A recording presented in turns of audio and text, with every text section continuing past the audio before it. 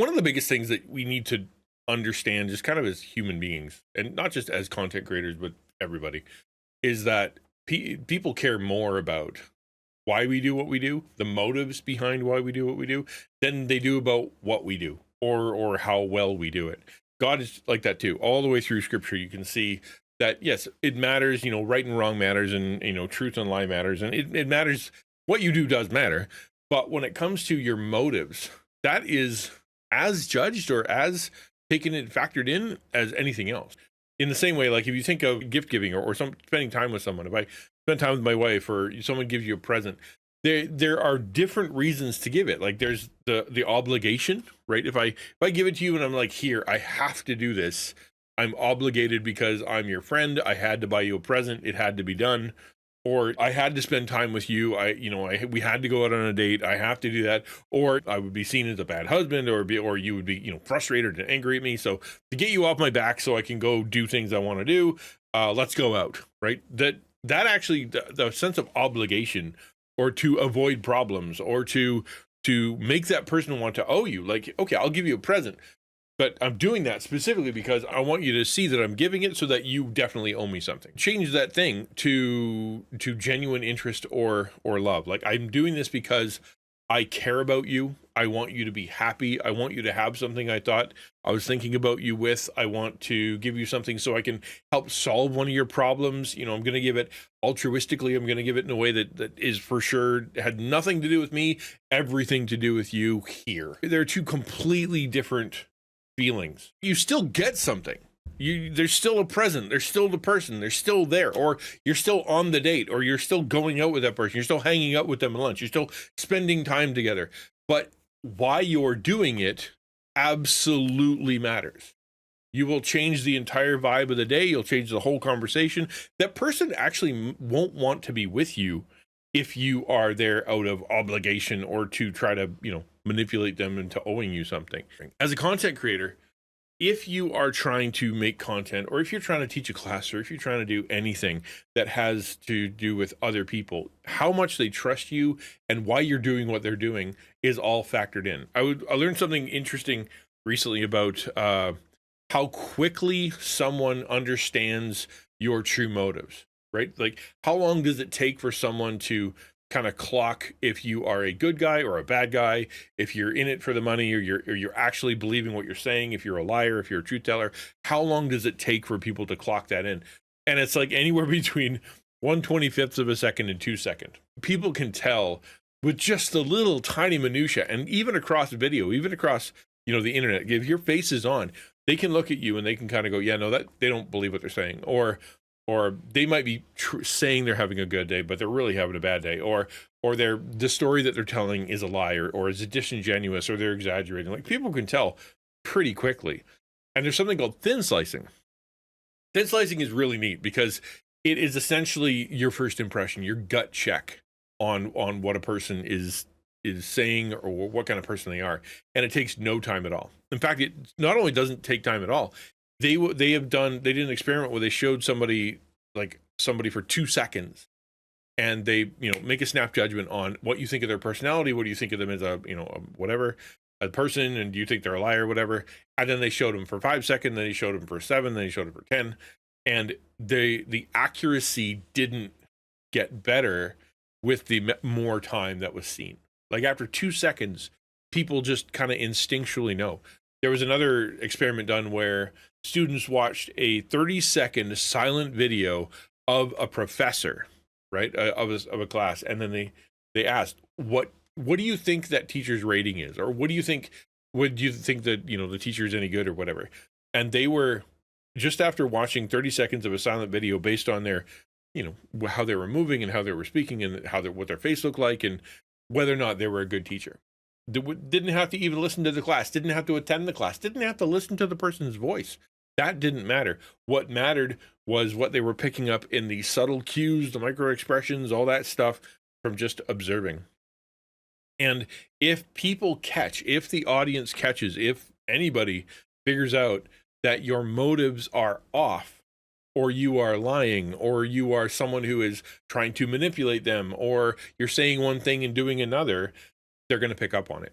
And as you do that, especially as a Christian content creator, if you're trying to build communities, if you're trying to entertain folks, if you're trying to become a safe space for people, if you're trying to build, kind of bridges towards others, then it matters even more how strong, how clear your motives are and how consistent your motives are. Because if you're trying to introduce people to the faith, or just to say, I'm a safe person to be around, or when you watch me, or when you're with me, or when you look at my stuff, or listen to my podcast, or when you look at my art, like any of that stuff, when you do that, I'm doing it because I care about you, or I'm doing it to be consistent, or I'm doing it because I want to convey a message. Like, as soon as I see that that's not true, it's going to trigger a bunch of, well, I can't trust this person. So I've got some questions to ask that basically kind of go along with the idea of checking your motives. Why do you do what you do as a content creator? But it expands to everything else too, right? Like, if you are a content creator, this is going to kind of be on the nose. But if you're not, it's still, all the questions still kind of matter. Just don't put content there. Just put, my work, or your class, or whatever you're doing. So here's a few questions to just consider when it comes to, we'll talk about scripture and what the Bible talks about, and then we're going to just talk about straight up what you as a creator. So the first one is from Matthew chapter 6, right? And you know this passage. Beware of practicing your righteousness before other people in order to be seen by them, for then you will have no reward from your Father in heaven. Jesus is super clear, right? He's like, listen, why you do what you do, even if it is righteousness, even if it's good deeds, even if it's things you're supposed to do, if your motive is to be seen by other people so that they, give you accolades, or think you're super holy, or think you're just such a good person, or whatever, then God actually looks at that and he sees sin. He sees problems with that. Even though if you're doing the right thing, like he says, when you give to the needy, sound no trumpet before you, as the hypocrites do in the synagogues and the streets, that they may be praised by others. Truly I say to you, they have received their reward. But when you give to the needy, do not let your left hand know what your right hand is doing, so that your giving may be done in secret, and your Father who sees in secret will reward you. Like, if you're trying to impress God, then the way that you give and why you give needs to be right. How do you know that your motives are correct when it comes to giving? It's because you're not getting accolades, you're not getting credit, you're not doing it so you look good, right? You give it and nobody knows you did it. Like, that's kind of the ultimate way for you to know, or for anybody to know, like, why they're doing what they're doing. It's purely for the good of that person. You get nothing out of it. I think the first question of your motives, where check your life, is everything you do content? Is everything you do meant to be on display? Or do you do things that nobody else sees? For example, like, you serve as a mod for someone else, or you have a Discord and you're connecting with folks that, they're not your audience. They're just people that you want to care for. Or you're in real life at church, you're serving there, and it doesn't help your audience. It doesn't help you grow. It doesn't help your content. You can't record it. You're just serving. I think one of the ways you check your motives is to ask the question, is everything you do for display, or are there things in your life that no one sees that you're doing purely because they're out of love, out of service, out of care, and nothing to do with you as a gaining followers or gaining attention? Next one is how you track success. This is another super famous scripture, 1 Corinthians 13, known as the love chapter. It says, if I speak in the tongues of men and angels but have not love, I am a noisy gong or a clanging cymbal. If I have prophetic powers and understand all mysteries and all knowledge, and if I have all faith so as to remove mountains but have not love, I am nothing. If I give away all I have, if I deliver my body to be burned but have not love, I gain nothing. I think you can kind of break this down a little bit into some sub questions, like, how do you track success?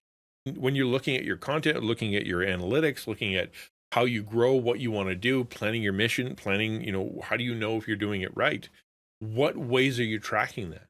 And if it's, well, when I speak, I want to sound awesome. I want to look awesome. I want to have great gear. I want to have good camera work. I want to have really cool overlays. I want it to look like I really know what I'm doing. That's how I know that I'm being successful. Are you judging it by how great you think you are? Or how great other people say your content is? Wow, you look cool. Wow, that sounds cool. Wow, you're really good at. That's a really good art. That, well, your audio is so good. You sound so smart. You sound so cool. You sure are good at it. right? Are you tracking success by how other people see your level of excellence and your creativity and saying how great that is? Or how many questions you can answer, right? Some people, if I have prophetic powers, understand all mysteries of knowledge. So there are a lot of apologists out there who are more than happy to offend people. They want people to get upset. They want people to look stupid. And so is your chart for success how many times you can make other people look stupid? Or when people come in, you can, here, I know all these things. Here's all the stuff I know. Here's all the experiences I've had. I'm so smart. I'm so cool. I'm so, experienced. And so therefore, like, that you're being successful because you feel smarter than everybody, and everybody wants to come to you for answers, and you've got all these different experiences. Or faith as to move mountains, right? Is it how large your influence is? People seeing that your faith is so big, or that your content is so vast, like you're literally moving mountains, like that's how influential you are. Or that you are, people see how deeply passionate you are and they're following behind you. Is it how big your influence is? Like, how do you track success? Not the influence you're necessarily having on them, but just how many people you're influencing.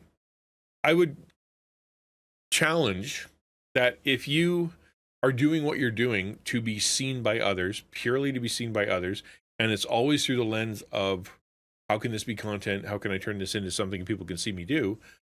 And that you track success by what other people think of you, what you think of yourself, and how smart you are, or the whatever the number is that is, on the view count or on the watch list or whatever, then I would say that you're probably your motive. That's going to show your motives. It's going to show my motive for streaming is to fill a hole in my heart, or for drawing, or for any of it. I want people to see and tell me I'm special. I want people to validate who I am.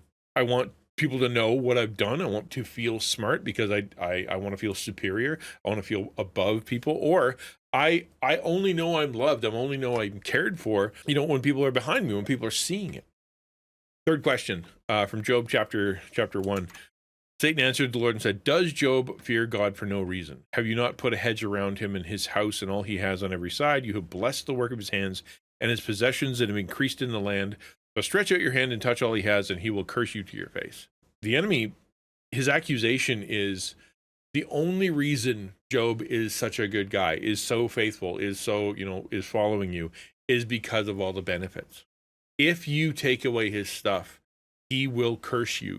He won't worship you anymore, because he is only worshiping because of what he gets out of you. Your relationship is transactional. And so the question that I have for anybody who's serving in content creation is, would you still serve if your service made things harder or there weren't any rewards? Would you still make content? Would you still have that community? Would you still talk about those subjects? Would you still make your art, make your music, if when you released it or when you sent it out, you didn't get more influence, I think didn't go well, you didn't get money or ad revenue or whatever, it actually made things harder, because people would hear it and they would challenge it, or people, you start triggering trolls, or because now that you become successful, your spiritual life is whack, or your family doesn't understand, or your church doesn't understand, and they're coming down with all sorts of questions that you're having to answer over and over and over, and not because you're doing anything wrong, but because they just don't understand what you're getting. Would you continue to serve in this capacity as a content creator, whatever that is, if it actually would be becoming harder on you, or if there weren't rewards, right? If it wasn't for the fact that you get to play a cool game, or you get to hang out with nice people, or you get to get sub revenue, or whatever your thing is, right? If there was none of that, if it was just you serving people through your content, and it was actually harder to do, it meant you didn't get a ton of sleep, or it meant that it was a struggle, and it wasn't, it wouldn't pay for anything. It doesn't give you any more comfort. Are you still creating content? It's not that it's bad for anybody to make a living off of content creation. And it's not that it's bad that things are going well. It's actually pretty cool. Nothing wrong with that. The question comes to motives, and it's just asking the question, when you sit down to create, or when you plan your content creation, or when you envision where your content is going and where your community is going and where the future is going, Do you only see it getting easier and more positive, more people that love you, more people that are affirming you, more money, or do you see it doesn't matter what's happening there because I believe that God called me to do this and I'm going to continue to do it even if it's hard. I'm going to continue to do it even if I don't get a lot of money from it, or if it never pays for itself, because I believe that because the people who need me, and God called me to it. Right? Paul was a great example of someone who could have gotten a lot of money out of what he did. He could have told people straight up, if I teach you and I'm your pastor, you should pay me because I'm allowed to do that. Right? He actually said all the way through, like if you should pay your pastors, you should pay your preachers. If you got a teacher and he's good, take care of him, kind of thing. He could have said that about himself, but he never did. His life got harder because he was being a missionary, because he was pastoring really difficult churches, because he kept getting in trouble with the government. It actually, when he did that, his life got harder and harder and harder, and he actually pushed the rewards away. Right? He's like, I'm treasure in heaven's fine with me. It's better, all the stuff that I've had on earth is like rubbish. It's like, I'm just thankful to know Jesus, and I'm looking forward to seeing him and getting my reward there. I'm not worried about rewards down here. It was a way for him to show that he wasn't like the other teachers. He wasn't trying to get something out of them. He was someone that could never be accused of that. You're able to say, yeah, his motives must be in the right place, because he wasn't getting anything out of it. It was kind of miserable for him. To me, that's 3 biblical questions you should ask yourself when it comes to why you do what you do. 4 questions to consider that are they're not necessarily, from the Bible or whatever, but they are ones that I believe that will help you to understand your own motives for how you create. So first question, would you still make content if it was totally anonymous?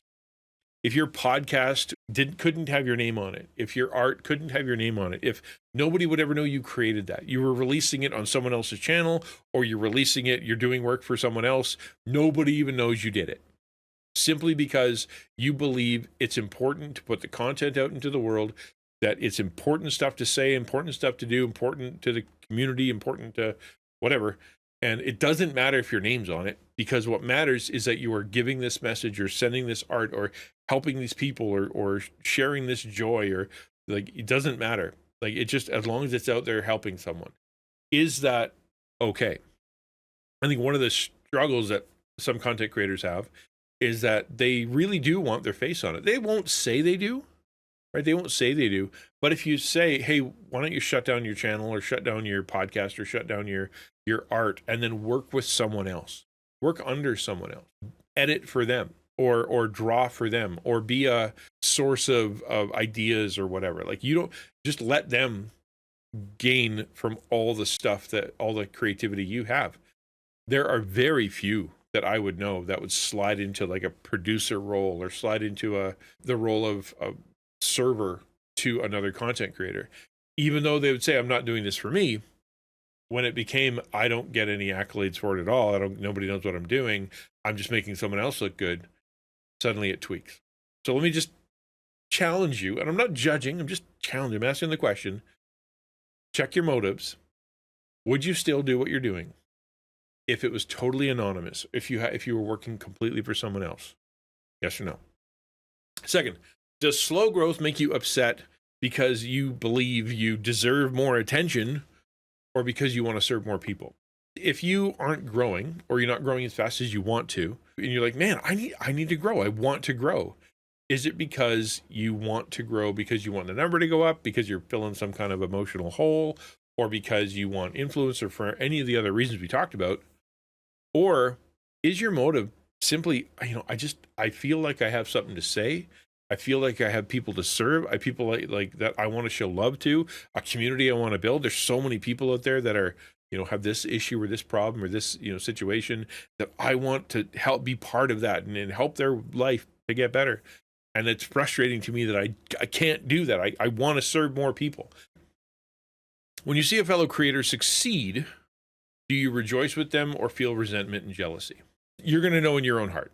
It's going to be something that when you look at side, and it's your immediate reaction, that first blush, you're thin slicing yourself after 2 seconds, where you're like, man, yeah, I as soon as I saw that person was doing that, or they were part of that collab, or their numbers were 10 times more than mine, or they got the big raid, or they were invited to speak, or they were, they got the big subathon going, or they got the publishing company, they got the big creator to acknowledge them, whatever it is, whatever your thing is. Your immediate first blush feeling, was it, that's so cool, I'm so glad for them, right? They know what they're doing, man. It's so cool that they're doing that. We're all part of the same team. When they grow and they're serving people, praise God, because go team Jesus. Or is it you feel a sense of resentment and jealousy, like, why wasn't it me? What do they know? They don't deserve that. I know they don't work as hard as I do. Or why didn't anybody call me? Why am I not the one who's getting these calls? What's wrong with me? And all of a sudden it becomes about you. And really only And that last question to consider, and there are many, there's lots. This is just some for you to process and see whether or not you need to make a change in your attitude, or make a change in your heart, or make a change in how you approach things or your goals. Just ideas, tough to chew on. And the last one is, how do you respond to correction? Are you teachable so you can serve better, or are you defensive because it hurts your pride? If someone comes up and says, hey, you're doing that wrong, you can either see that as, oh, really? Oh, no. If I'm doing that wrong, tell me what I'm doing so I can do it better. I want to help more people. I want to serve more people. I want to do a better job. I want other people to get care, or to see my stuff because I think it's important, or to, whatever. What am I doing wrong? Please tell me. Or is it, sort of, how dare you? You don't understand me. Here's 12 reasons why it's like that for me, and it's why I'm either different or special, or I have all these excuses, or how dare you, or this is why, here's 12 things I think wrong with your content. Like, how do you respond when you have something pointed out that you could be doing better? If your motives are to serve and to love and to care for people, then you're going to be thankful. Wow, cool. I can serve better. I can serve more. I can help more people in a better way. Or you can't tell me what to do. This is about me. This reflects my personality, who I am. You're not challenging what I do. You're challenging the core of my being, and it hurts you personally. This is another way that you're going to be checked out. Another way you're tested. God's going to look at and ask you the question, why do you do what you do? Other people are going to ask you the question, why do you do what you do? And if your answer isn't, out of love, out of care, out of service, out of hope to, make lives better, to bring more beauty to the world, to be excellent, to, to find a way to pivot what I can do online into good conversations, or into salvations, or into discipleship, or into, safe community, or whatever your thing is, right? If that's not your motive, then I suggest you check yourself. Because if you were to grow and your direction is, it has to be about me, and everything needs to point to me, and my success has to make me feel good, and I'm not going to do it unless I'm rewarded, and I'm not going to do it unless it gets easier, and I'm not going to do it unless it has my name on it, and I'm not going to do it if the growth is slow, and I'm not going to do it if if I have to compete with other people. I need to be better than others. I'm not going to do it if people are going to criticize me, right? If you have problems with that, you're going to be in real trouble when it comes to serving your community, because all that stuff is going to happen.